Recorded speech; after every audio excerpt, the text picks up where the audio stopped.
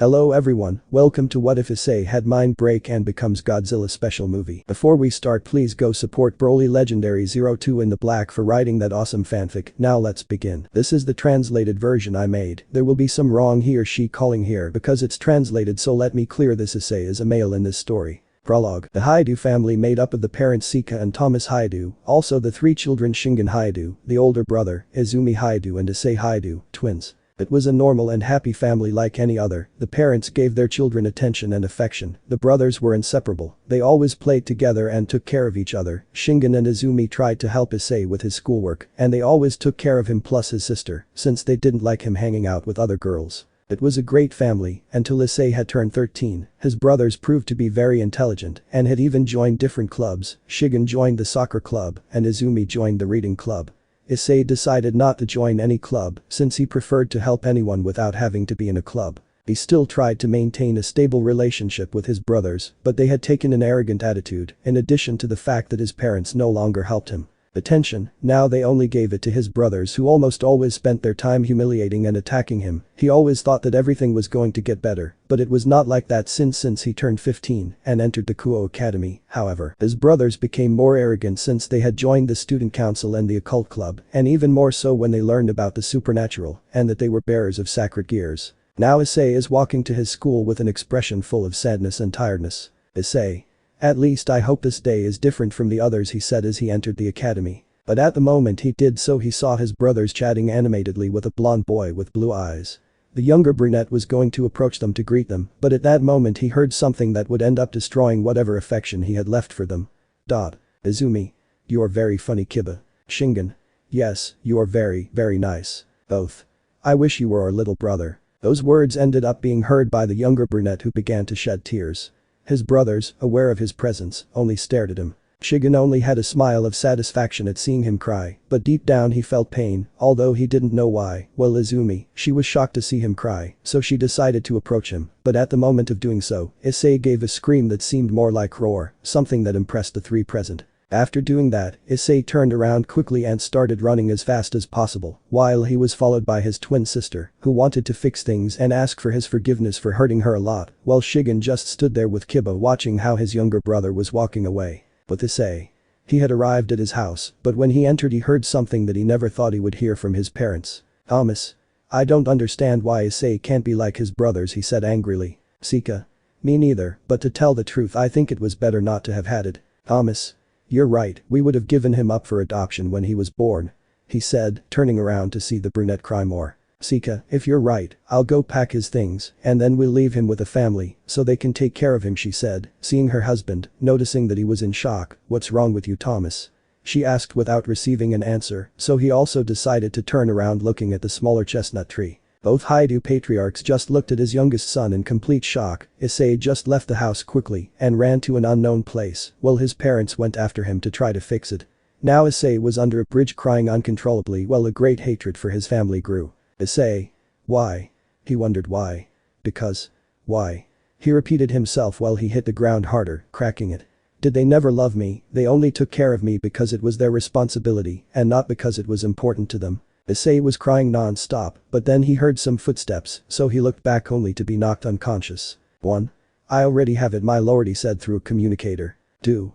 Excellent, now bring him to the citadel to start experimenting with him, responded a voice through the communicator. Now the Chaos Brigade has the perfect weapon in their favor, hahaha. 1.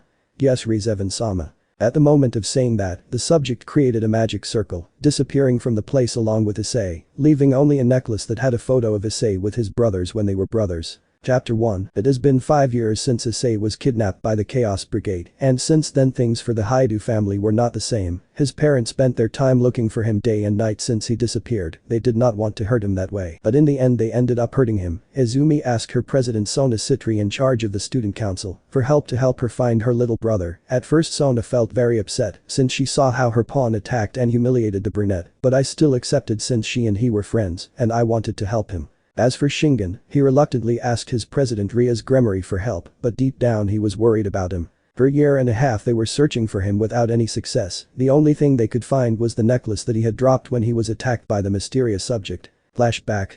The Gremory clan and Citri could be seen on the outskirts of Kuo, looking for any clues to the lesser chestnut tree. Ria's. Hey Sona, have you found something yet? Sona. No, although I don't know why I have a bad feeling about all this. Rias. I say the same. But then Kaneko would appear with something in her hand. Kaneko. Yuchu, I found this, he said, giving the necklace to Rias. Rias took the necklace and called the rest of his clan like Sona. When everyone arrived, Rias gave the necklace to the Hyoudou brothers, who upon seeing it knew it was Issei's. Izumi. This necklace belongs to my Nai-san, he said, grabbing it. Shingen. Where did they find it? I asked seriously. Kaneko.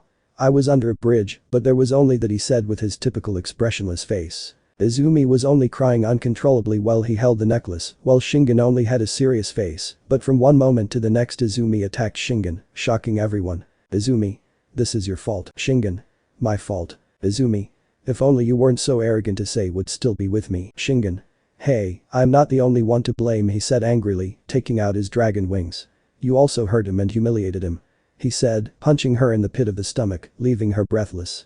So it's your fault too. He said coldly. And dryly. Izumi was going to take out her sacred gear, but was stopped by Sona and her clan, someone like Rias, who stopped her pawn and demanded that he tell her the truth. Years passed and almost most of them had given up on the search for the less chestnut. Izumi, as she wanted her brother back, not knowing what he had become. Present-day unknown location, we can see several renegade demons and fallen gathered in a citadel. But we will focus on its more specific interior in the center, where a large laboratory was located, where they experimented with beings of other races as well as humans. The Renegade 1. Rizavam-sama, we are ready to begin the mind control process. Saying that, out of the darkness came a man in a moose suit with long silver hair and a smile on his face. Rizavam. Perfect, it's time for our weapon to wake up. Saying that, a renegade Fulin pressed a button, causing several numbers to appear on the screens and several electrical currents to appear outside the room, showing the figure of a giant dinosaur, but then the lights in the room would change to a red color, while an alarm would sound. Rizavam. What's happening? See Renegade 1. Something went wrong, it seems that we did not take into account the intelligence capacity of that thing. Rizavam. What do you mean? See Renegade 1. That thing waited for this moment to be free. At that point everything begins to shake and a roar was heard throughout the citadel. Rizavam. Damn, close everything, don't let him escape. But then the tail of that being would hit the room where they were killing most of the renegades and sending the rest flying, including Rizavam. The being broke one of the walls of the laboratory and began to run as fast as he could out of the citadel, leaving great destruction in it. Rizavam.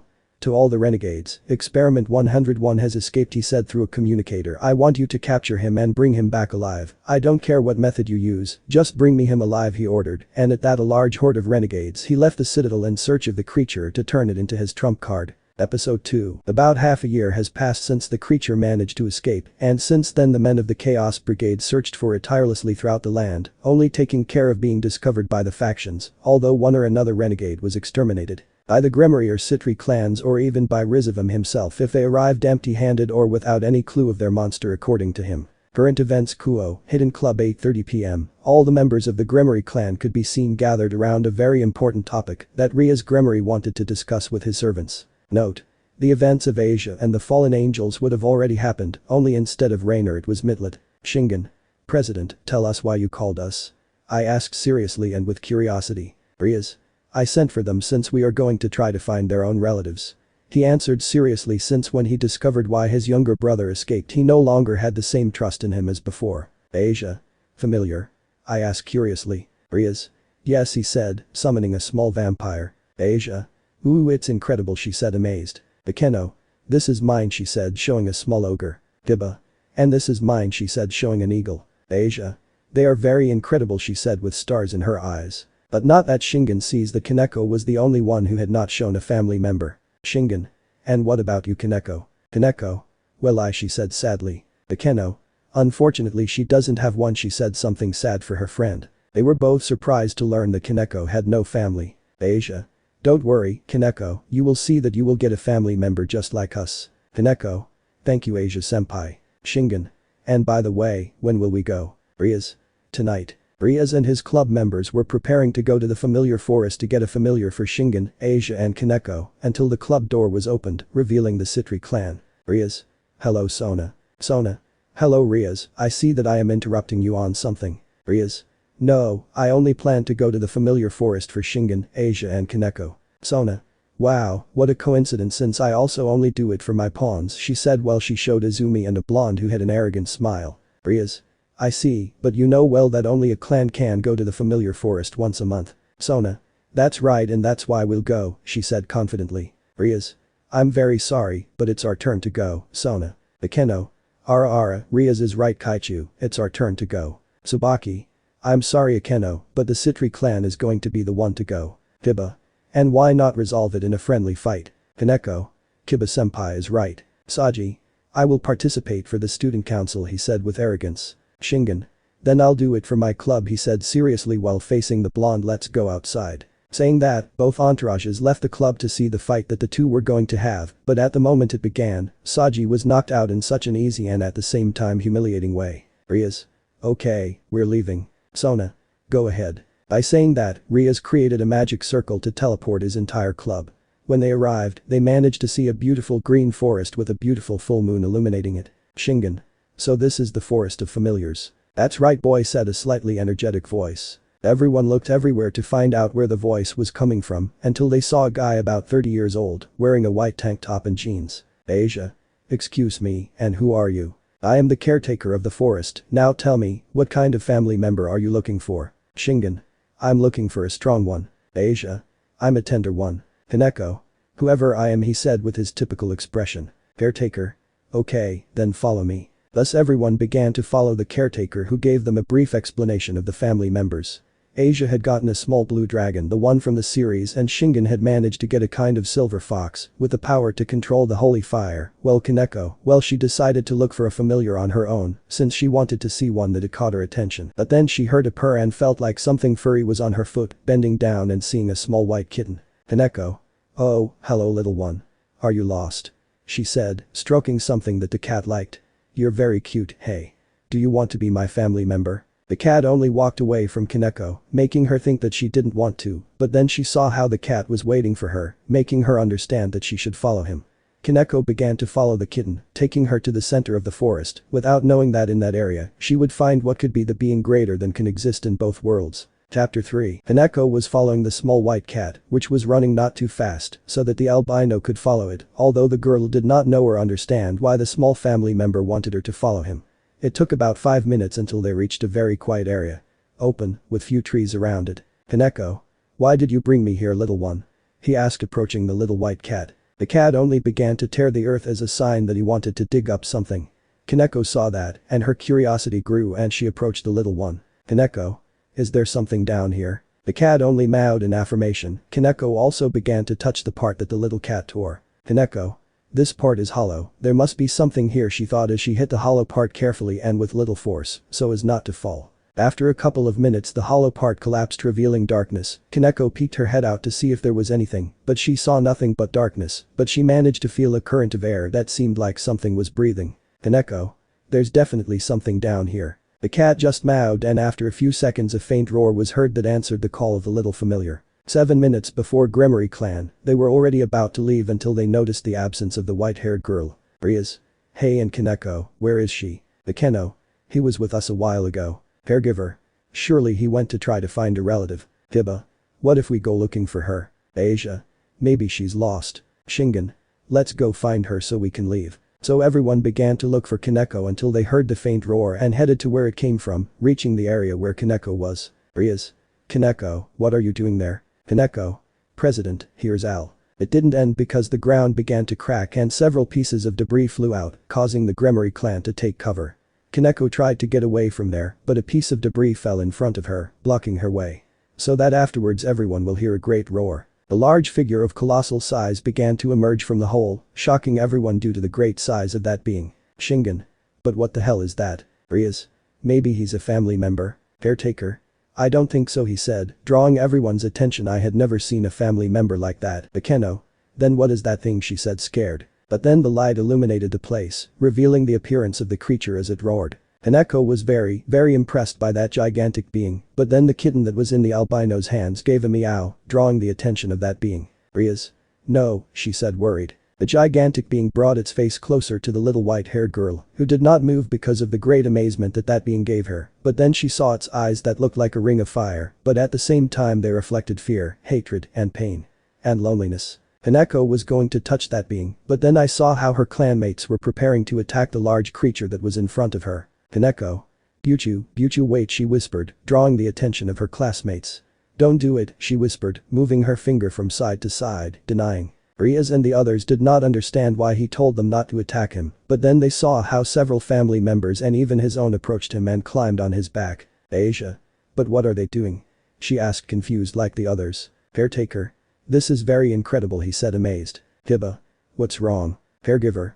It's just that all the family members, but everyone feels safe next to that colossal being. Bakeno. So you consider him your guardian? Caretaker. That's right. That took everyone by surprise, but then they saw how that being moved away from Kaneko a little and started walking towards a lake that was near that place, while the albino just watched him leave. Everyone calmed down a little, but that's when they see how Kaneko started running to catch up with him, something that worried them again, since they didn't know if that being was hostile, so they tried to stop her. But the creature. It had reached the lake, and all the relatives got off it and began to drink from the water, just like that being. Kaneko had already managed to reach it and got a little closer to see its eyes again, while the clan Gremory and the caretaker were in some bushes a few meters away from them. Riaz. It seems that Kaneko became interested in that giant dinosaur. But then Shingen sees something moving among the trees that were on the other side of the lake. Shingen. President, something tells me that we are not alone, he said seriously. Asia. Why do you say that, Shin? I did not end up seeing several fallen and renegade demons come out of their hiding place with many weapons and magical attack circles activated, but among all of them one stood out, which was the 4 cadre of Grigori Kakabiel. Kakabiel.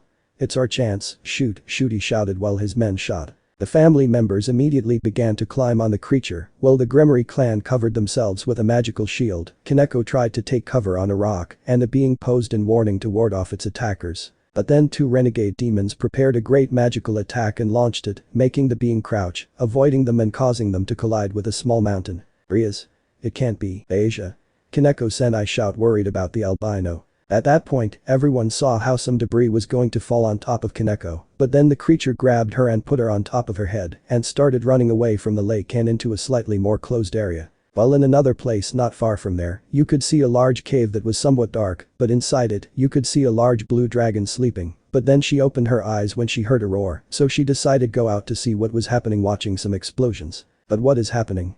He asked himself and then took flight to the side of the explosions. Chapter 4. Forest of Familiars.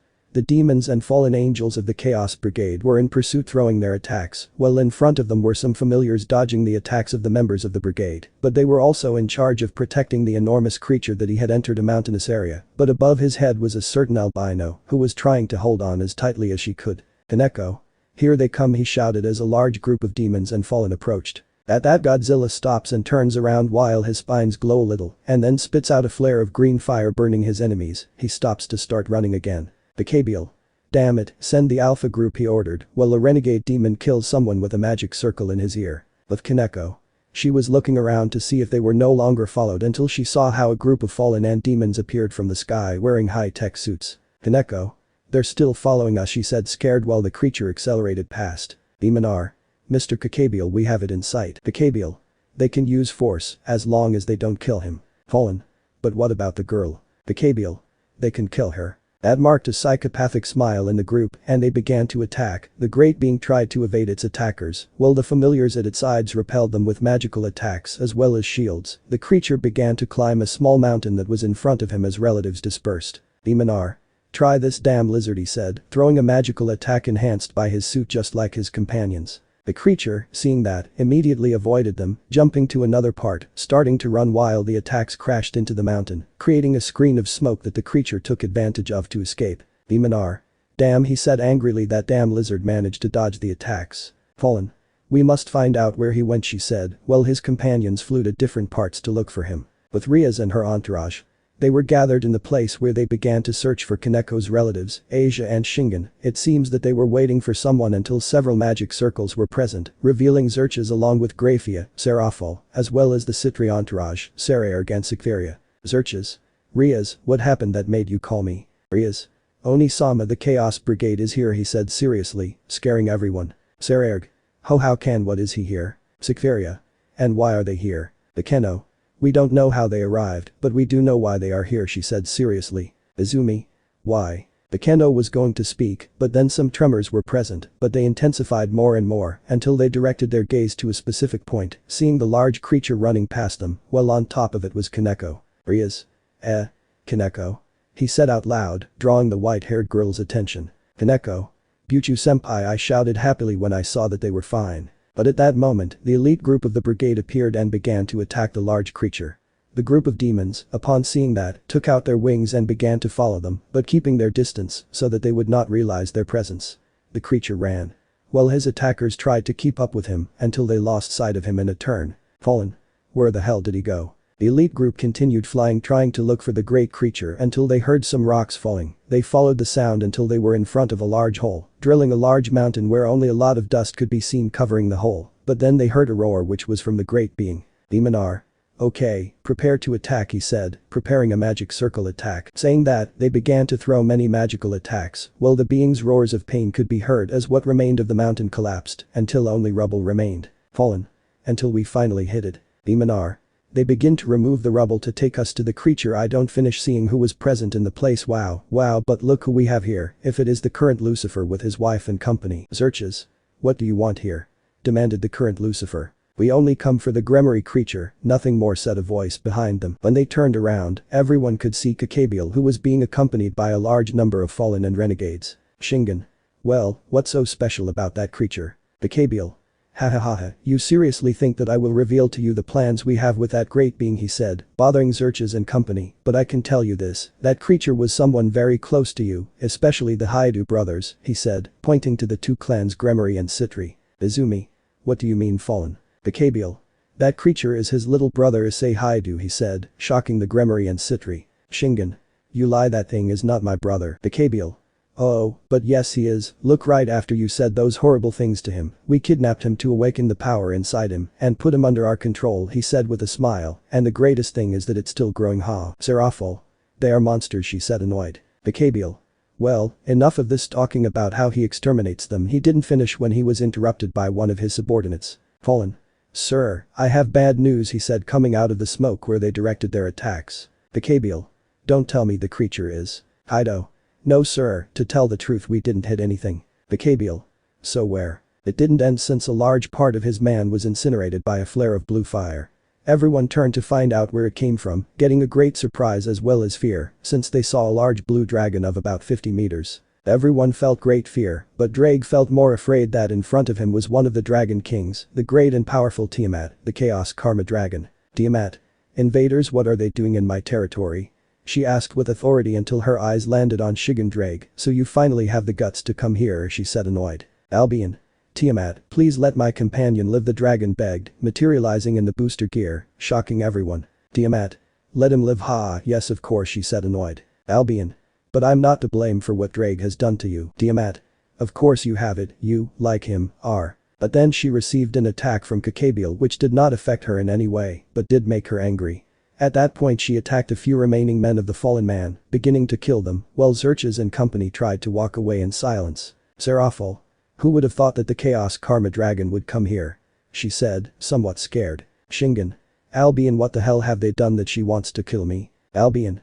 Well, let's say that Shingen. Speak now. Albion. Drake abandoned her and blames both him and me, he dropped the bomb. Izumi. He did what? Vitra. Although you were also to blame, Albion, he said, silencing the white dragon you provoked Drake, so both you and him are to blame. Buchu-senpai, someone said out loud, drawing everyone's attention. The group of Xerxes turned to where her voice came from, seeing Kaneko running towards them. Riaz hugged her with great affection and concern, since she thought she was hurt. Riaz. I'm glad you're okay, Kaneko. The Keno. Kaneko, where is that creature? Kaneko. I let him go. Flashback. After losing her attackers, the large creature was in front of a lake, while Kaneko was still on top of her head. The being proceeded to lower Kaneko and looked at her while he moved his tail from side to side. Kaneko. Is something wrong? I ask only to receive a lick from the being. Hahaha. I like you too, she said, seeing how the creature smiled at her. But you have to go, it's for your own good, she said, seeing how the being wanted to stay with her. Come on, go. The creature proceeded to enter the lake as it began to submerge, but before entering completely it turned to look at Kaneko, who only raised her hand in farewell and then proceeded to leave. Then flashback. Rafia. You did well, Kaneko, she said, touching her shoulder. Izumi. I would have liked to talk to him. Tiamat. Wow, it seems like they are sad about something. How pathetic, she said, drawing everyone's attention. Kaneko. Is Tiamat the Chaos Karma Dragon? Tiamat. She is a girl, and now everyone will die here, she said. She prepared to attack them. But before Tiamat launched her attack, everyone felt how the whole place shook, just as a strange sound was heard as if someone was digging. But before anyone could say, Godzilla appeared behind the group of Zerches, who came out of the ground while giving a roar, and then covers the great dragon, causing it to crash against a mountain. Kaneko?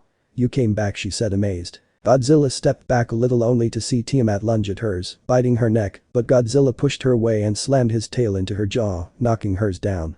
Tiamat got up quickly and threw a flare of fire, while Godzilla used her atomic breath, colliding both attacks until Godzilla's attack began to gain ground, hitting Tiamat squarely, which fell near the group of Zerches. Zerches? We have to get to a safe place, she said, starting to run away with the others, but unfortunately Kaneko tripped, hurting her ankle. Rias? Kaneko, she said worriedly, trying to go help her, but she is held down by Shingen. When Tiamat woke up, she saw that Kaneko was right in front of her and was going to proceed to devour her if it weren't for Godzilla, who grabbed the dragon's tail and threw it away from her, but Tiamat opened her wings to avoid taking a good hit and falling flat.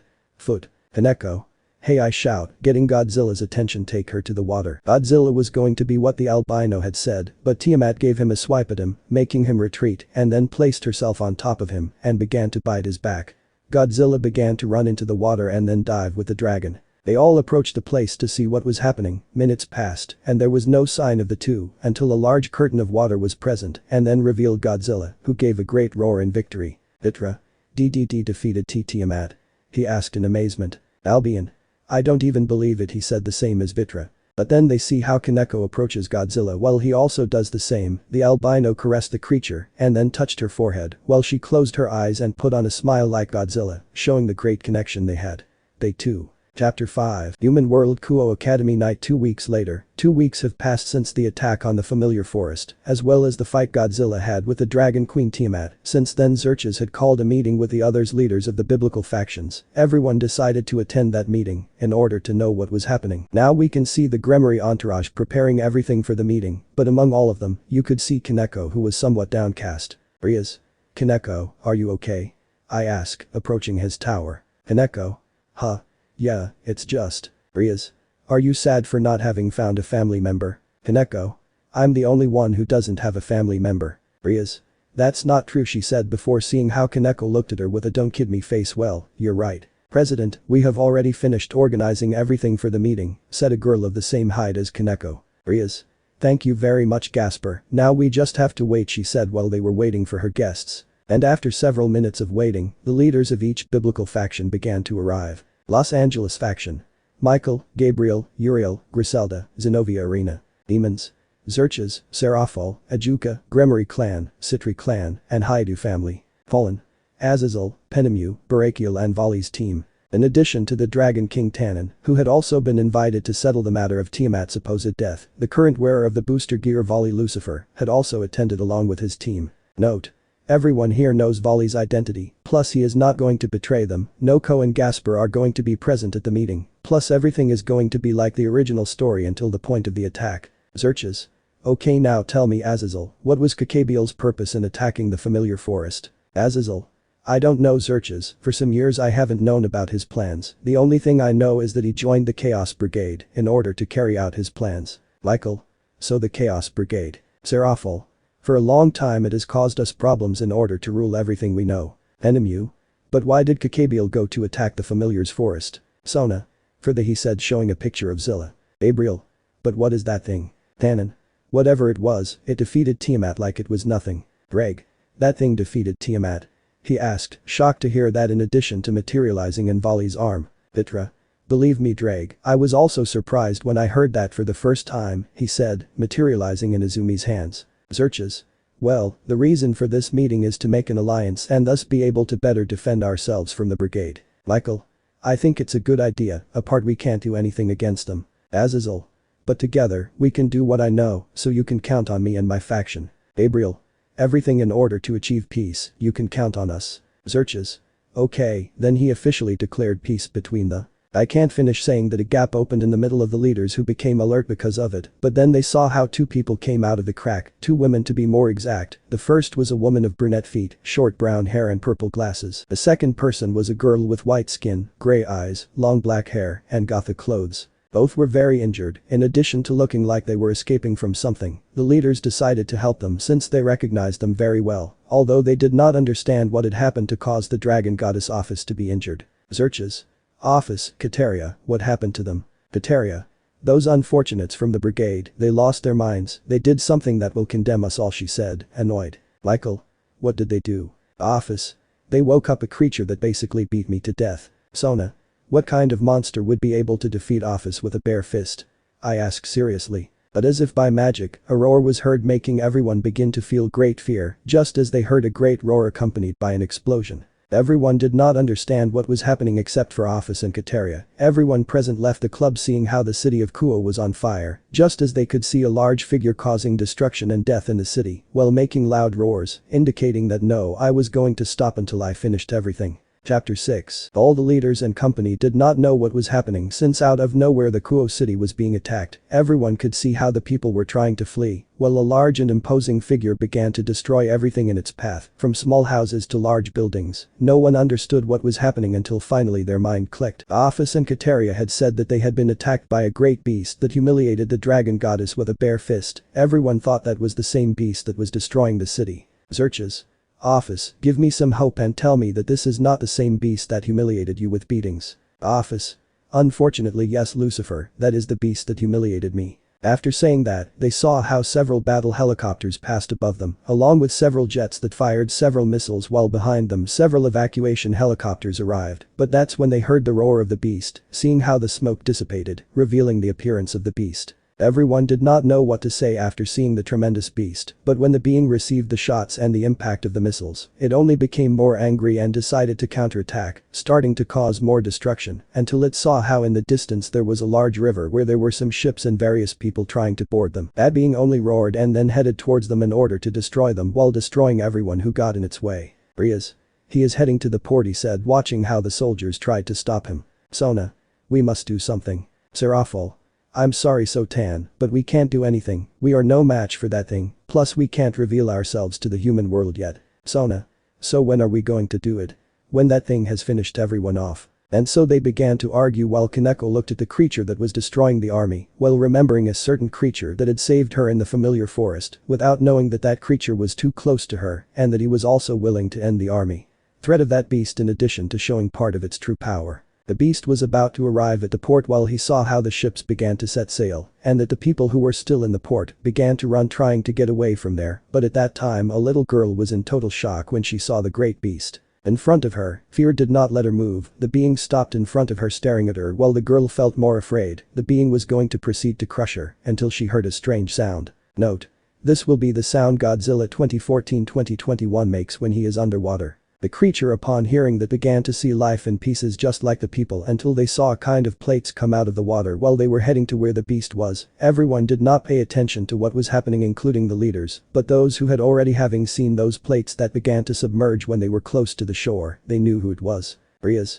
How is it possible that he came out of the family's forest? I asked, totally shocked. Zerch's. Riaz, do you know what that is? He asked seriously as he saw how the plates were completely submerged. Bekeno. That thing is, she tried to say until she was interrupted by his albino rook companion. Kaneko. It's Godzilla, she said while she had a smile to see what she had arrived, but at the same time she was worried since the difference in sizes was very big, without knowing the surprise that Godzilla had. The beast approached the shore, seeing how some bubbles came out in front of him. The beast only gave a roar as it hit the ground, only to be pushed by Godzilla, who had jumped out of the water, causing the beast to fall on its back. When the supernatural beings came out of the water, or rather those who saw it before were shocked because they saw that it was bigger than before. It was equal to or bigger than Great Red himself. The beast had gotten up and looked quite upset. Godzilla or Zilla, whatever you want to call him, went to quickly attack the beast in order to put an end to this before this fight that was about to start will claim more innocent lives, but in that the great beast hit Godzilla or Zilla hard in the face, making him retreat. Something like that. After that blow, the yellow beast proceeded to push Godzilla, making him return to the water, thus starting the great battle of giants, while all the citizens and supernatural beings who were present looked at it with such shock, amazement and concern to know who of the two will win. Chapter 7. Play the song above. Everyone was really shocked to see two great titans ready to fight each other, but the most shocked were the supernatural beings to see the creature from the familiar forest again, but out of nowhere everything started to shake, and each time those tremors subsided. They got stronger and stronger until they saw Godzilla emerge from the ground behind the yellow beast, forcefully attacking the monster, both of them falling into the sea. Both giants began to fight with great ferocity underwater, while creating enormous waves that moved the ships away from the coast. Godzilla bit the shoulder of the big yellow monster, while he hit him to make him let go until Godzilla headbutted him and then attacked him with great force, colliding both on the coast of Ku, raising a large curtain of water. Everyone did not know what happened until they saw the yellow beast come out of the water, which was somewhat agitated due to the time it was in the water, but they also saw how Godzilla's dorsal plates appeared, even while it was in the water as it moved away from the coast a little, and then turn around and return, as if it were a predator stalking its prey. Zerches. Riaz, are you sure you don't have anything else to tell me about that thing? He said, looking at Godzilla. Riaz. No brother, to tell the truth Kaneko was the one who found that thing. At that point everyone turned to look at the small albino who seemed quite worried about what she was seeing, but at that moment they were taken out of their thoughts when they saw how the great beast roared with great force and then took a large rock and threw it at where Godzilla was, which had not affected him at all. At that, the great mutant decided to get out of the water to face the yellow beast face to face, which received him with a good blow to the face, but Godzilla had returned the blow with more force, knocking him down. Everyone was really impressed by Godzilla's great strength, even Office, since not even she could knock down that monster with her best magic attack, but they saw how Godzilla threw himself against the yellow beast, but using the strength of his legs, threw him against some buildings left in the middle of the city. The great yellow monster stood up and stood face to face with Godzilla, who did the same and then threw themselves against each other while roaring with great force. Azazel.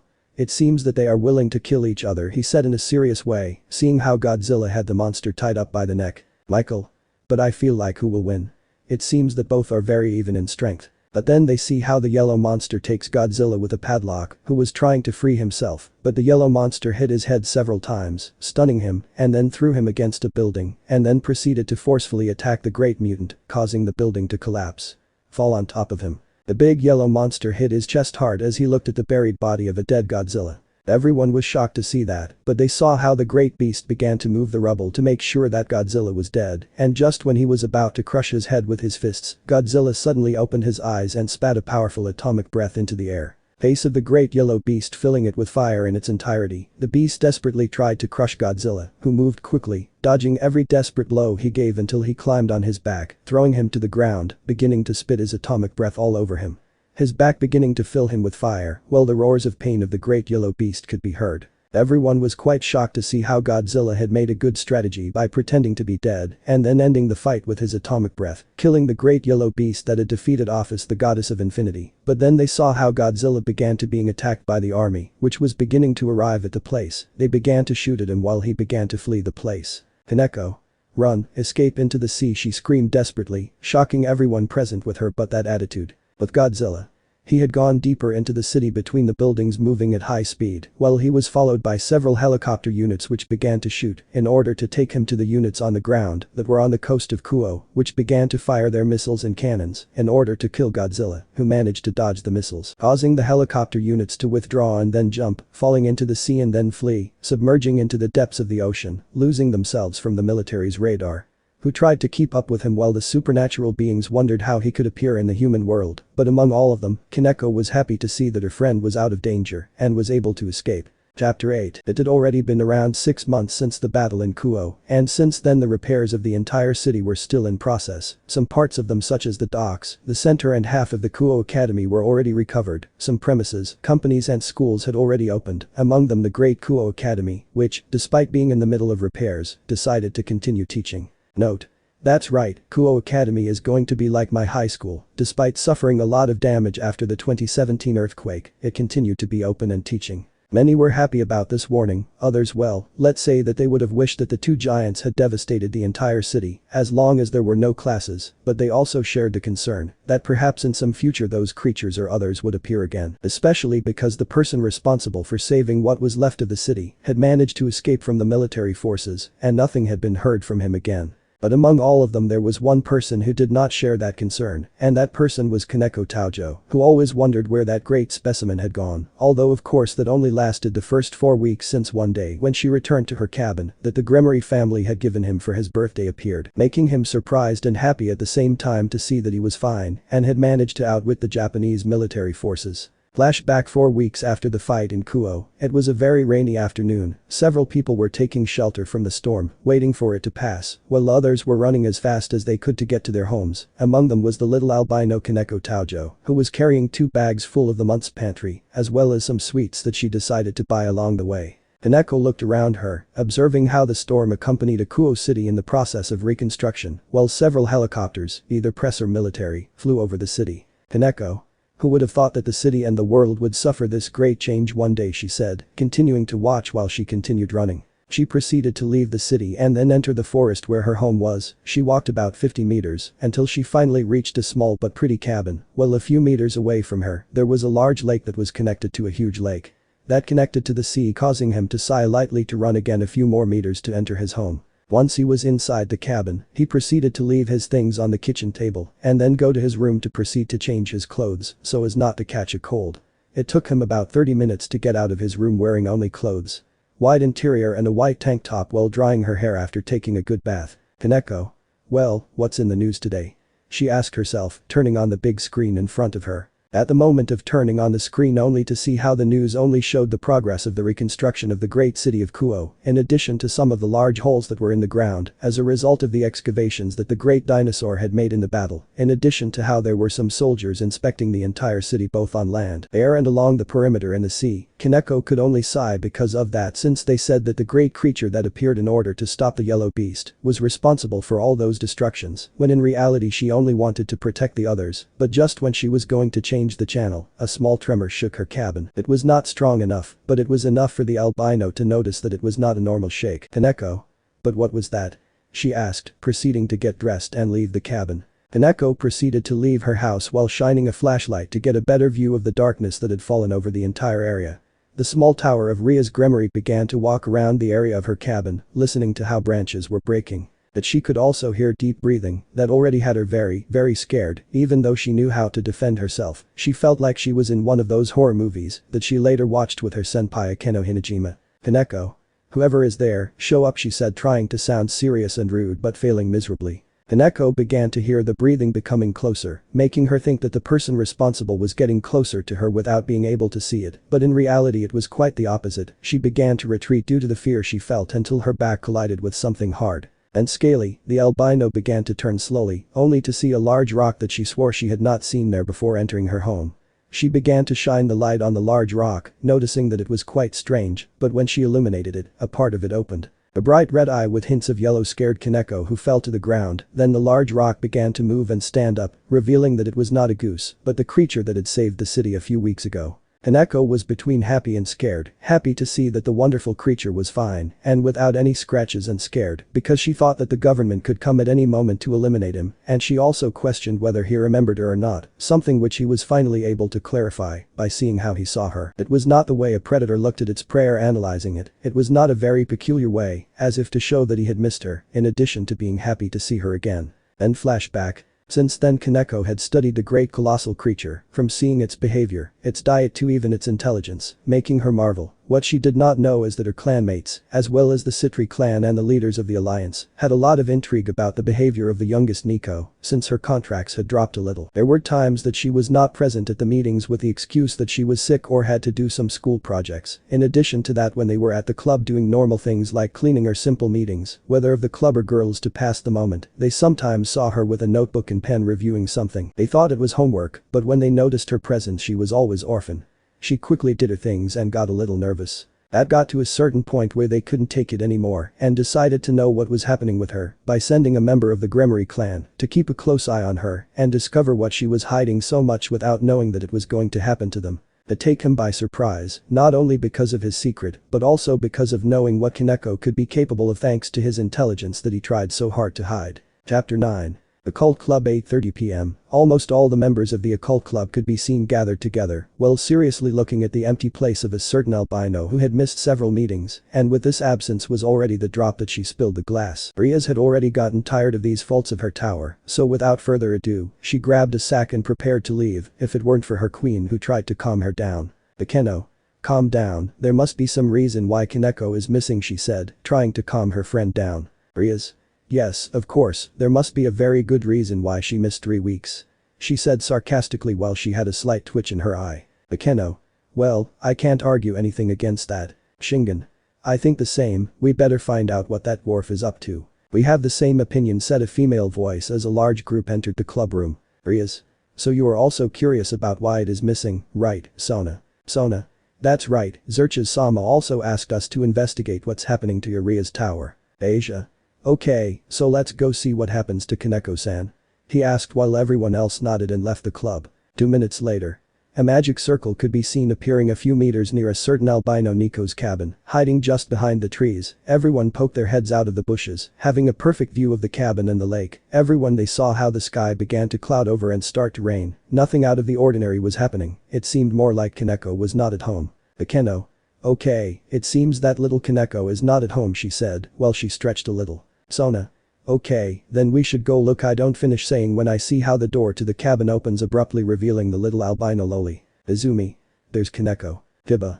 But why is he with her impermeable? Tsubaki.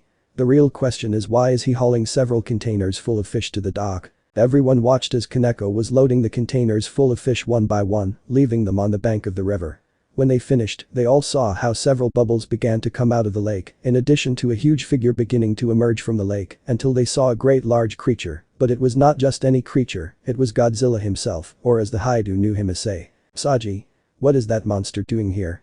He asked, terrified when he saw the big lizard in front of them. That's when they see how Kaneko was feeding Godzilla while he was making slight grunts of calm and happiness while moving his tail from side to show his emotions.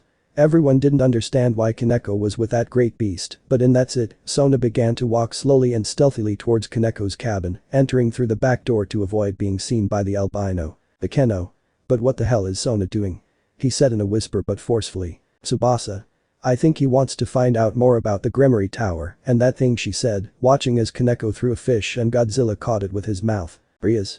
If he discovers her and starts beating her to death, we will undertake a strategic retreat. Baruko.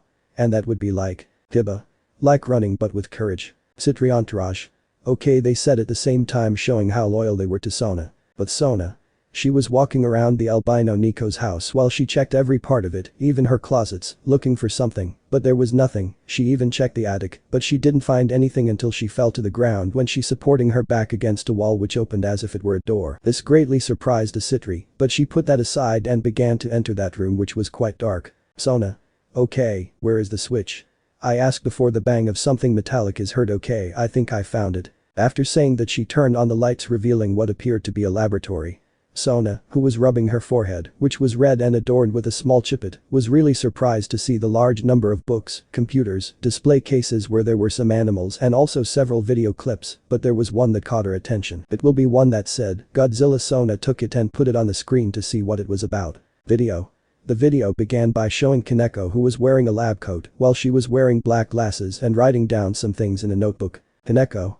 Okay, I'm Kaneko Taojo, a first-grade student at Kuo Academy, and the first to be too close to the creature that I myself decided to call Godzilla, she said, while still next to her the image of Issei Godzilla appeared, and from today, I'm going to start recording every detail about what I discover about my big atomic friend, so I'm going to start giving the details of my friend Godzilla. Chapter 10. The Gremory clan and the Citri clan saw the great interaction that there was between Kaneko and Godzilla. Aka Issei, watching how the creature did everything that Kaneko asked of him, even taking him out of the water, greatly surprising both retinues of demons, foreseeing the great differences in sizes that there were between the Issei from before. When he faced Tiamat with the Issei from now, he was like 3 or 4 times bigger than before, and that was incredible and somewhat difficult to assimilate, but without a doubt there was a great and strong connection between them two. Kaneko.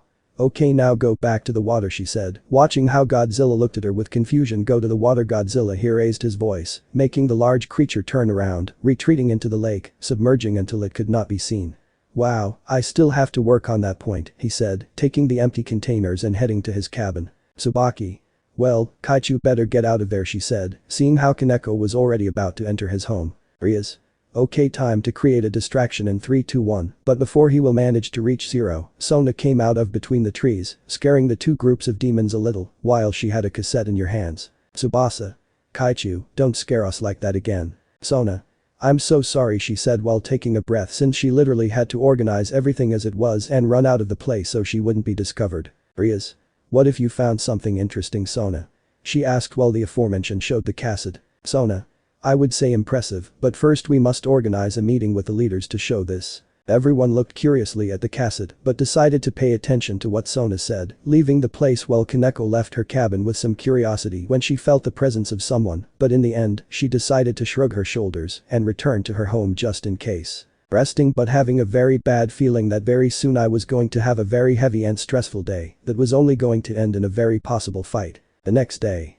The leaders of the allied factions could be seen along with the two bearers of the celestial dragons, the dragon goddess of infinity, the Hyoudou family, and some clans Phoenix, Agares and Bale gathered, waiting for the appearance of certain groups of demons who began to enter the meeting, feeling somewhat tired from the activities they had been assigned to during their classes. Zerches.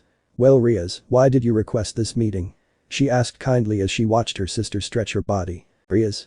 Ani-sama, the reason for this meeting is to tell the reason for the faults of my Kaneko Taojo tower, he said, drawing the attention of a certain black-haired woman. Azazel. And that's just why you requested this meeting, Gremory girl. Riaz. Well, the reason might interest everyone, Mr. Azazel. Sika. Sorry for interrupting, but what does that have to do with us? She asked as her husband nodded. Riaz.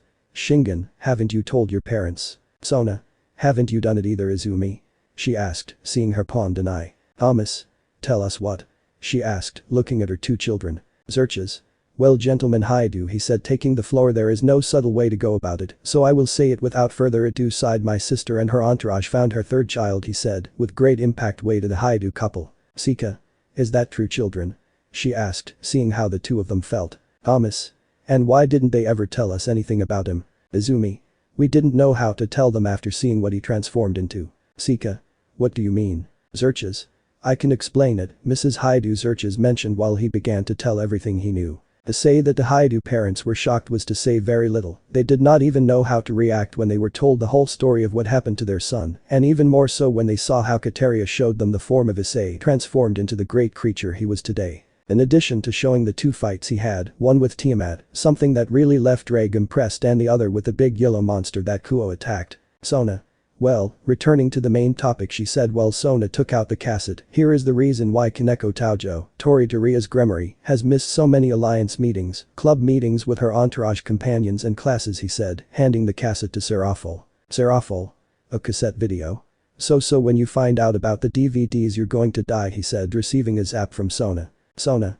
No, Serafol, in this video cassette is the reason why Kaneko was missing, and what you will see is truly shocking. After going there, the leaders became quite interested in the contents of that cassette, so without further ado, Zerches asked his wife Grafia to go and get what was necessary to see it. What they didn't know was that they were going to take a huge more surprise than you would expect when you see the cassette, in addition to the fact that outside the club several figures were moving in the shadows, apparently preparing something for a certain 100-meter reptile. Chapter 11. The meeting room was silent, waiting for Zerches and Azazel to finish connecting the projector with a video cassette player, although the truth was that they did not know how to connect both devices after all. They were more accustomed to current devices and did not antiques from the last century, just as they said, and already more than tired of continuing to wait, Auden got up from his seat and approached the Redeed and the black-haired man with yellow locks. Auden. You two should leave, he said, pushing Zerches and Azazel, looking at the cable vines that the two of them left. If I didn't know, I would say that this is the first time they've tried to connect a videocassettes with a projector, he said, trying to find a way to untangle it. What did you do? Azazel. It's not our fault that the Gremory girl's tower is not updated, he said, only to receive a hit from a glass cup that had been thrown at him. Hiroka. Be more careful with your words, Azazel, he said as she settled back into his place. Auden. Okay, I think that's it, he said, finishing untangling the cables and connecting them to their respective plugs. Have a Gremory girl, give me that cassette. After saying that, the Gremory heiress proceeded to give the cassette to the King of Asgard, who deposited it in the VCR and then proceeded to turn on the projector, pointing it at a whiteboard for a moment of projecting an image all in blue. Giving understand that it was loading until he changed his image showing Kaneko with black framed glasses while writing down a few things in a small notebook with kitten decorations until he decided to put it aside and proceed to talk. Video. Kaneko. Hello, my name is Kaneko Taojo. I am a first-year student at Kuo Academy. Starting today, I am going to start making these recordings regarding my studies and research on the great creature that we discovered in the forest of the relatives, to which I decided to call myself Godzilla, he said. Well, the image of Issei appeared on the side in his monster form. I still don't know how he was created or how he came to appear in the family's forest or even in Kuo, but of course I'm sure of something, she said as she began to look for a few notes that she had written down in her notebook. Out of the video. Everyone was really impressed by Kaneko's ability. The truth is that no one believed that she was capable of her being a lover of knowledge, not even Rias knew it, and that she has almost always lived with her more than anything, because the albino was under the control. Protection of her family. Kuroka was another case. She is quite proud of her to the point that she began to shed a few tears while wiping herself with Lefei's cape, which was looking at her in a bad way. "Lefei? Give that back to me," she demanded while she removed the end of her cape. "Searches. Rias, did you have any idea that your tower had this side?" I asked her sister, impressed by Kaneko's passion for knowledge. "Rias? Not the slightest idea, it's the first time I've seen her like that," she said, very impressed by learning about her tower's hobby. Bakeno. And I thought that the only thing she did in her free time was just eat sweets. Video. Kaneko continued looking for some notes that she had written in her notebook until he stopped at a specific page and then showed it on the screen. Kaneko. Godzilla, unlike dragons and dinosaurs, hunts his prey out of necessity and not for sport, and his brain capacity seems to have no limit, showing me on more than one occasion how intelligent he can be, he said, while he proceeded to play a couple of videos. The first about how he managed to use his environment to his advantage to camouflage himself, and thus be able to hide in plain sight from a school bus that was passing near him, and the other, when he proceeded to use his atomic breath for cell phones on hole of a dam, without anyone realizing its presence. Many believe that animals are just dumb beasts that act just because. But Godzilla has shown me that this is not true, there may be more to them than what is known. Highlights, it is true that they act by instinct, but they can also become more intelligent than we can believe, they can even become loyal. Out of the video. Ajuka. Wow, I'm surprised how smart that thing is, she said while thinking how smart it could really be. Mr. Hyoudou. In case I forget, that thing is my son, she said in a serious way, looking at the green-haired boy. Office. But what do you mean by loyalty? He asked with his stoic face, making everyone think the same about that question. Video. Kaneko.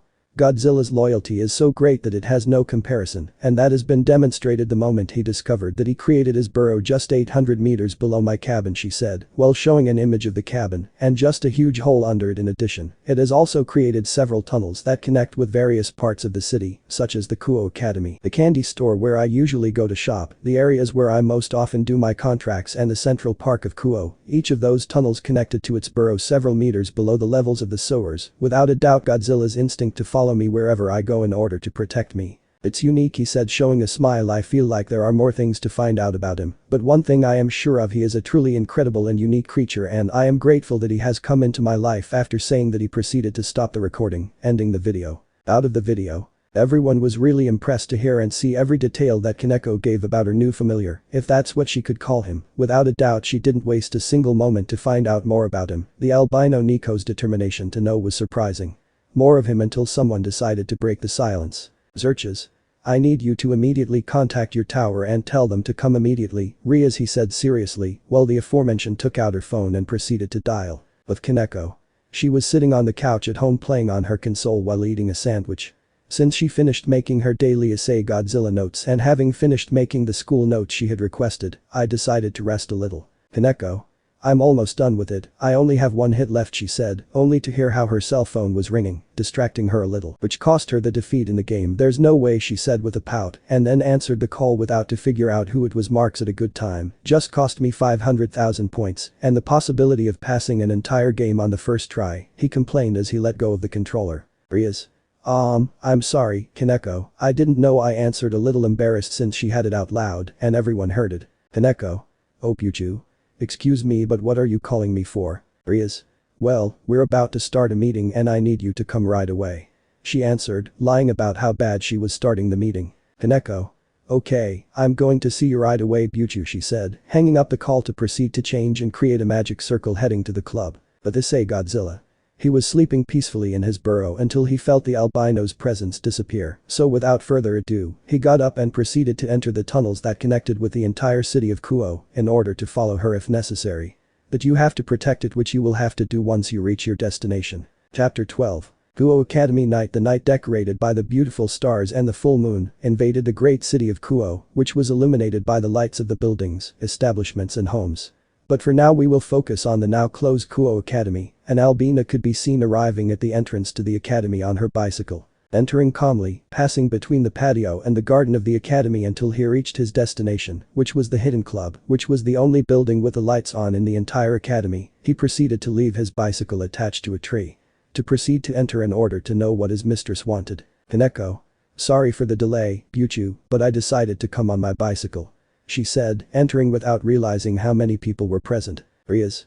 No problem Kaneko, she responded calmly, but became a little nervous about how she was going to react. Kaneko. Yes, I had decided to come on my bike so I could think about some things, and I didn't finish saying since I saw everyone present Gremory clan, Citri clan, Hyoudou family, Volley team and the leaders of the 3 biblical factions staring at her. Buchu, you didn't tell me anything about a very important meeting, what is it about? She said asked nervously when she felt all those eyes on her. Rias. Well Kaneko, the topic of this meeting is about you and about that new colossal family you have, she said in a serious manner, but at the same time nervous about what Kaneko was going to do. Kaneko. Oh well, I remembered that they gave me homework and I still haven't finished all of it, so with your permission Buchu, he said trying to leave, but saw that the door was closed by Azazel who stood with his arms crossed. Xerxes. I'm sorry Kaneko, but now you're going to answer us, he said, grabbing her shoulders to sit her in an armchair in front of Ria's desk. Kaneko. But I don't know what they're talking about, she said nervously. Xerxes. You don't need to lie Kaneko, we already know the truth of your secret, she said, showing the cassette that they took from her house. Kaneko. How did they get that? She said looking at the cassette. Azazel. I'm sorry, Taojo girl, but here we are the ones asking the question, she said, standing in front of the albino, so you better start talking, she said seriously, making Kaneko more nervous. On the coast of Kuo. You could see several fishermen walking back and forth carrying the fish just brought by the boats to a small warehouse in order to package them and put them in boxes in order to take them to the city. But we are going to center a couple of meters away from the coast where you could see a fishing boat in the middle with its workers throwing the nets in order to catch something. Captain. Cheer up sailors, we must take dinner home, he said to his workers. Sailors. Understood captain, they said, pulling the nets, seeing that they had gotten a good catch, but then they felt a strong blow move their boat. Captain. What was that? He asked himself trying to get up. But then another blow hit the ship, moving it a little more abruptly, and so it went through about 5 more blows until they stopped, leaving the ship still, allowing the sailors to get up. They approached the shore to see what was happening. It hit them, but only the sea was in sight. They began to argue about what hit them to move them so abruptly, until they were heard by a slight roar that sounded throughout the area, even drawing the attention of those who were on the coast. No one. He understood what was happening, but that confusion turned to horror when he saw how the fishing boat was destroyed out of nowhere and something pulled it to the bottom of the sea. Back at the academy. Kaneko could be seen being interrogated without pause by the leaders, more than anything by Azazel and Xerxes, who did not even give her the time to answer even a single question they asked her, making her nervousness go away. Little by little, he got angry to the point that he couldn't take it anymore, ending up exploding. Kaneko. Shut up already, he shouted, surprising everyone with that outburst of anger. Azazel. Damn, what an insolent and rude girl. Xerxes.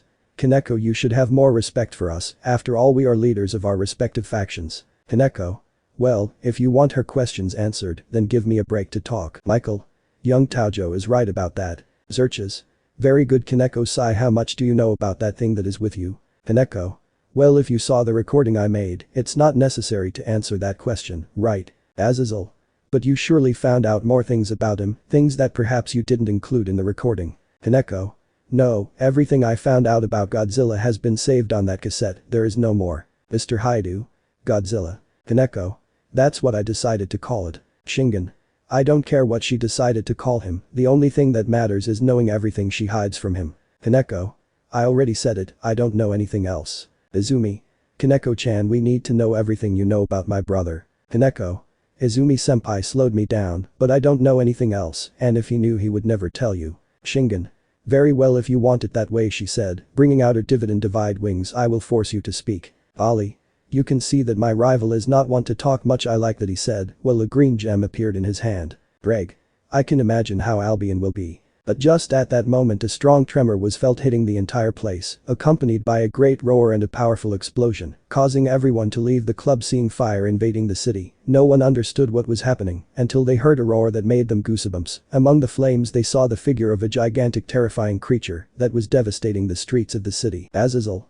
It seems like the city can't have a moment of peace before another of those things comes to cause destruction, he complained, watching how the monster ended everything. Volley, don't you want to go have fun? Ali. I was waiting for you to ask me, he said, invoking the armor of him going to fight with a great beast. Michael.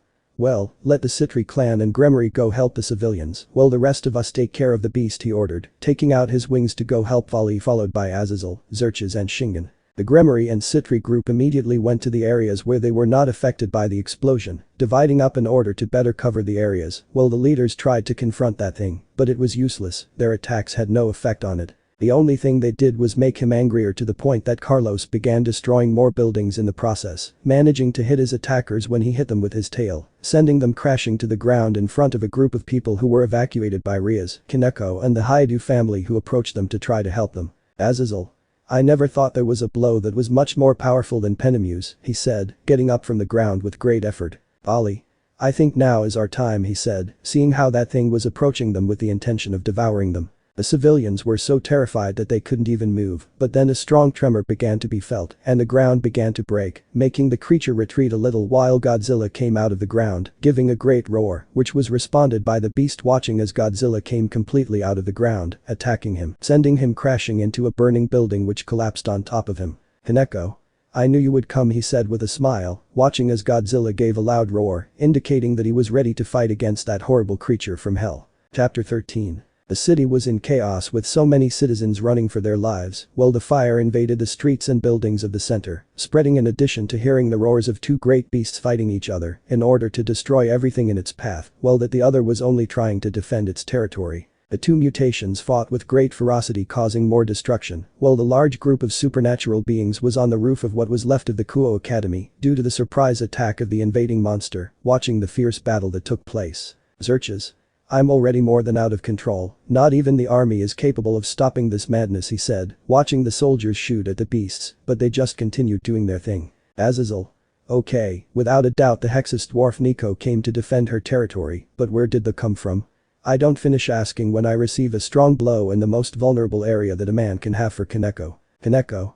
Nobody calls me a dwarf, she said, seeing Azazel in the fetal position holding his noble parts. But then they felt a huge tremor shaking the entire city. They looked to where the two great mutations were before, but they were no longer there. In their place there was a huge hole in the ground. The tremors began to intensify more to the point that some buildings began to collapse. Near the center of the city the earth began to break, looking like something wanted to come out. After a few hits, Godzilla Issei had emerged from the earth, revealing some cuts on his side. From its neck and then the aggressive mutation came out, also giving the giant lizard a huge rigid blow, which retreated a little. Xerxes. Okay, it looks like this is going to get serious now. At that point the monster threw itself against the giant lizard, knocking it down and then biting its head, sending it flying against some houses and then kicking it, knocking out some of its teeth. In addition to drawing blood, the Lizard King tried to sneak away to enter the room again. But the monster grabbed him again by the head with a bite, trying to crush it with his teeth, but Issei managed to free himself and clawed him in the eye, stunning him a little, which was taken advantage of by Godzilla Issei who climbed into the hole. Beginning to scratch his back, splashing blood, but then the beast went backwards against a building, causing the Lizard King to let go. He was going to proceed to hit him, but Godzilla managed to get away in time, entering the buildings, being followed by the beast. Rias. They go into the buildings. Ajuka. It seems like your tower's friend wants to gain a bit of an advantage in a closed space, Miss Gremory. Shingen. But we won't be able to see anything like this. Asia. Hey, where's Kaneko?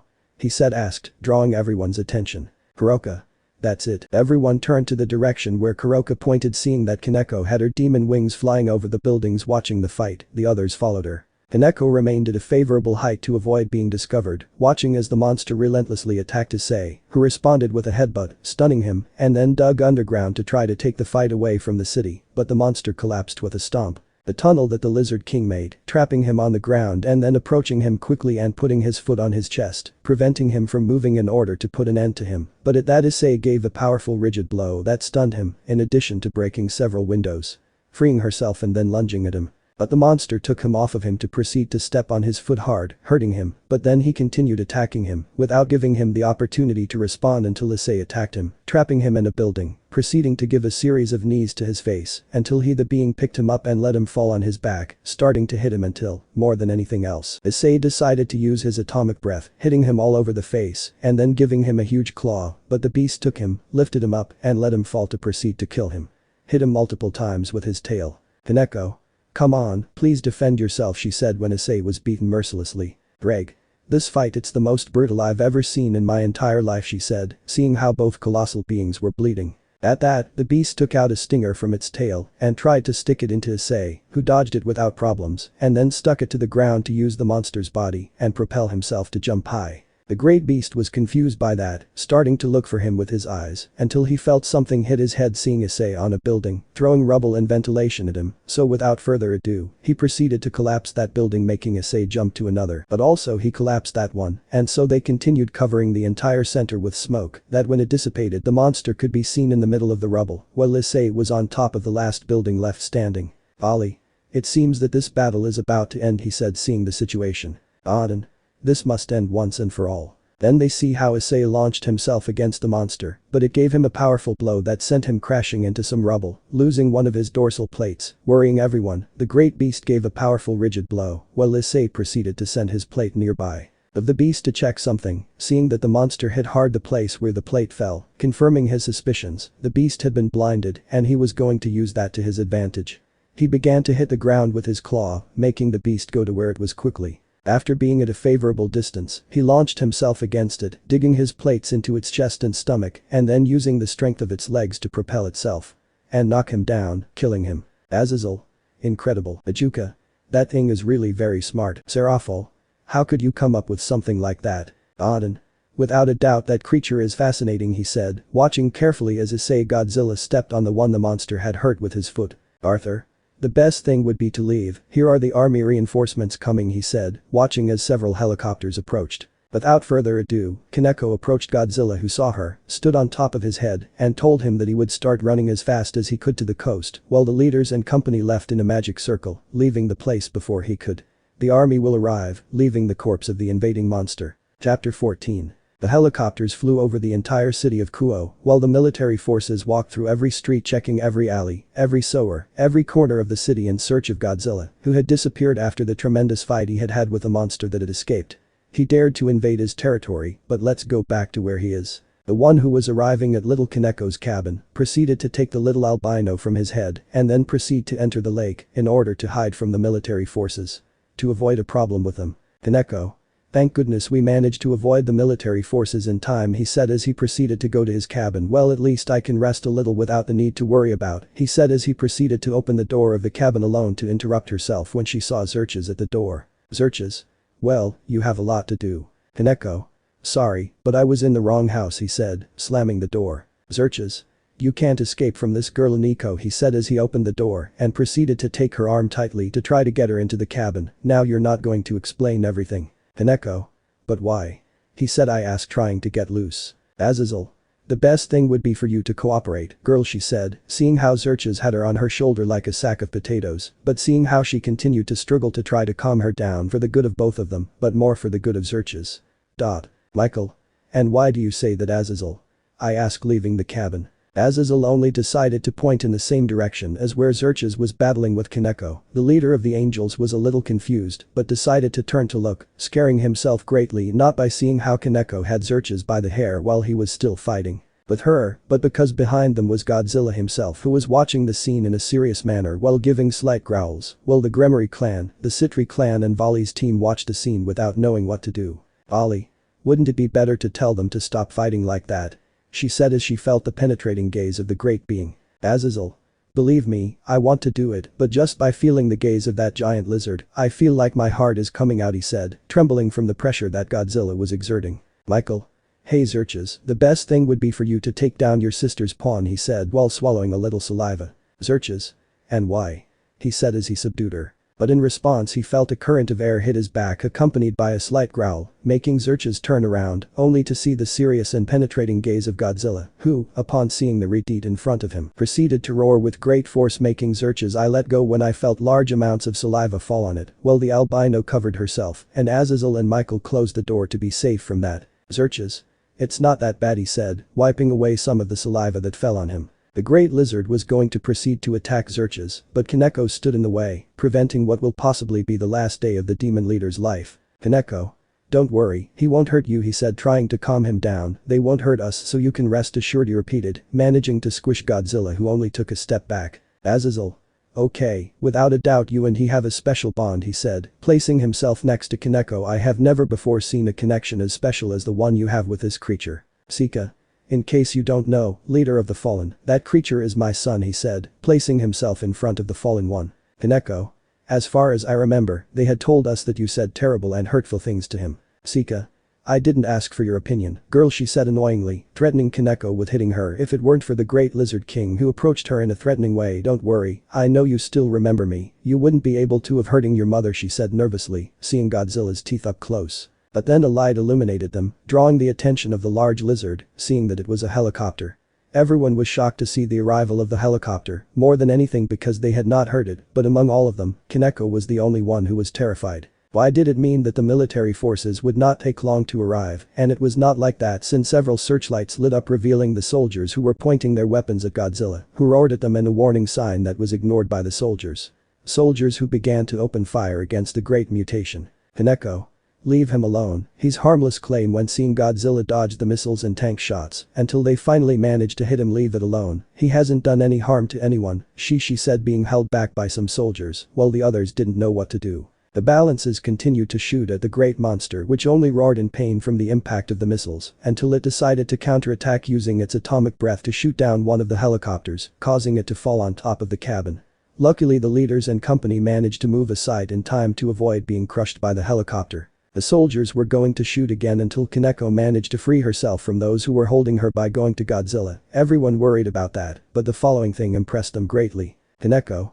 Go into the water, run fast, she ordered her desperately to leave. The creature simply obeyed and began to go into the lake to get out of that place, surprising everyone for that, but there was a person who saw that action with great intrigue, but out of nowhere military planes plummeted towards it, firing their machine guns, hitting them squarely. Stunning and disorienting it, they began to rise up to move away and prepare a second attack, taking advantage of how defenseless it was releasing its missiles this time. The large creature, upon recovering and seeing the attack, began to go into the water in order to escape from the missiles, which upon hitting the lake, created a large and loud explosion, while Godzilla's roar of pain and agony could be heard. Kaneko.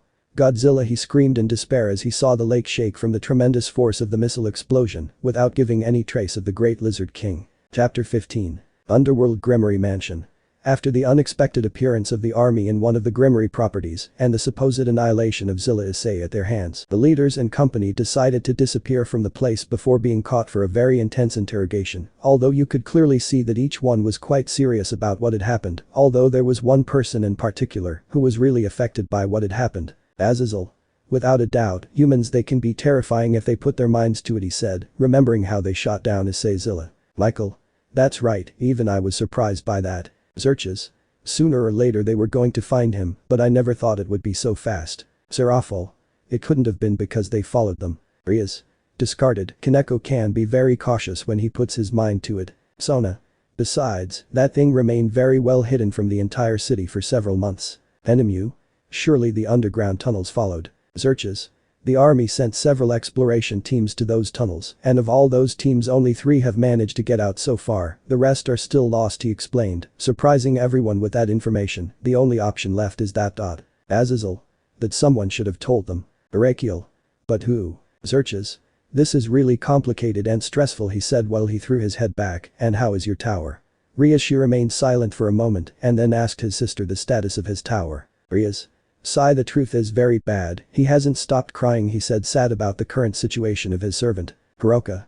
Those damn ones, after she finally found a way in which she could be herself and those unfortunates took her away from her. She said, very upset while she held Vali's shoulder. Ali. And what's my fault? She asked. She complained as she felt the nails of her Nekomata companion dig into her shoulder with force. Gabriel. Poor thing, in her heart now there is only sadness and pain. Azazel.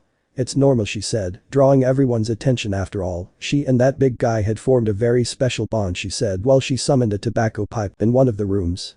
Everything was turned off, there was no light in the room except for the light provided by the moon, weakly illuminating that dark room where our favorite little albino was already sitting feetally on the floor, leaning against one of the walls while continuing to cry for the loss of his great scaly friend. Haneko.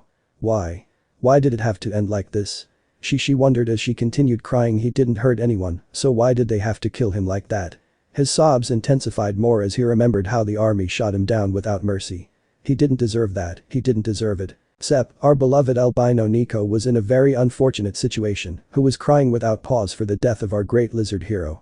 But this was only the beginning of something that was going to happen very soon, since with his death many things which were hidden for fear of his power would finally come out of their hiding places with one goal in mind: to cause terror and panic in the hearts of men. Jamaica. It was a beautiful afternoon and the beautiful and wonderful beaches of Jamaica, an island that is somewhat removed from the American continent, but you will surely wonder, why do we focus our attention on Jamaica? Well, to know that we must go into the depths of the Jamaican Sea, where everything was very calm until suddenly a huge fissure began to open in the reefs of the sea, revealing long tentacles that rushed to the surface at full speed. On the surface, you could see a lot of people having fun in the water, some on the beach, either making sand castles, tanning or just playing. There were even jet skis and boats passing near the beach. Everything was great. Calm until out of nowhere one of the jets that were passing by shook with great violence, alerting those who were on board as well as those who were in the water and on the beach. No one understood what was happening until suddenly some tentacles came out of the water, crossing the jet on the sides and then sinking it with everything and people. The other people, upon seeing this, immediately became alarmed and proceeded to swim towards the beach to save themselves, but they never expected that more tentacles came out of the water and began to drag them into the sea, just as the jets, boats and jet skis were attacked. Being sunk. The only thing that could be heard on the entire beach were the terrified screams of people as they were dragged to the bottom of the sea. Underworld Gremory Mansion. One day later you can see all the leaders and company gathered in the room watching the news, while boredom could be seen on their faces as they were just waiting for the albino Nico to come out of her room to talk, but when they changed the channel to another news program, they could see that they were talking about Godzilla. Reporter. After being searched for several months, the army had finally managed to find the hiding place of the great beast called Godzilla, managing to exterminate it before it did more damage. Announcement, while images showed how Godzilla was attacked. Asia. That's a lie, he never did any harm to others, he claimed as he got up from the floor. Searches. This is the government of young Asia, they only say what is convenient for them, she told him, trying to calm her down. Asia. But thus she tried to say, but being interrupted by the newscast. But now they report to us that yesterday a new monster appeared terrorizing the coasts of Jamaica, he said, drawing everyone's attention. Right now we will show you the images of the attack. We still do not know the appearance of the creature nor the number of victims, but right now the military is investigating the area of the attack while making sure that the people of Jamaica are in safe areas away from the coast, he said as images of the attack were shown. Ali. Okay, this is definitely very bad. Azazel. With this one, how many monsters are there already? He said. I asked, watching the news. Michael. There have been 3 so far, he answered as he touched his forehead with the palm of his hand. Shinjin. And what can we do now? I asked, waiting to see what they said. Go figure it out, someone behind them said. So everyone turned around, seeing that it was Kaneko, who was wearing his typical stoic expression. Rias. Kaneko, you feel better, he said, going to hug her. Kaneko. Yes, Buchu, and regarding that, we only have to go and solve it, he said, surprising everyone by what he said. Zerches. Kaneko, I don't think it is. Gabriel. I agree with little Kaneko, he said, drawing everyone's attention. If we don't do something soon, more people will be lost. Michael. I agree with this too, he said firmly. Azazel. Nah, I'm curious about what will happen, he said nonchalantly while he lay down on the large couch. The others were thinking about what to do, whether to agree or not to intervene. They had not realized that outside the mansion, peeking out of one of the windows, was a silhouette hidden among the bushes that was watching and listening attentively to everything that was happening. And then proceed to walk away from there quickly and silently so that no one will notice. Let me know in the comments below if you guys want the next part. Also check out my other video that has been shown and left. Thank you for watching. If you enjoyed this video, please like and share this video. And have a fantastic day. Bye.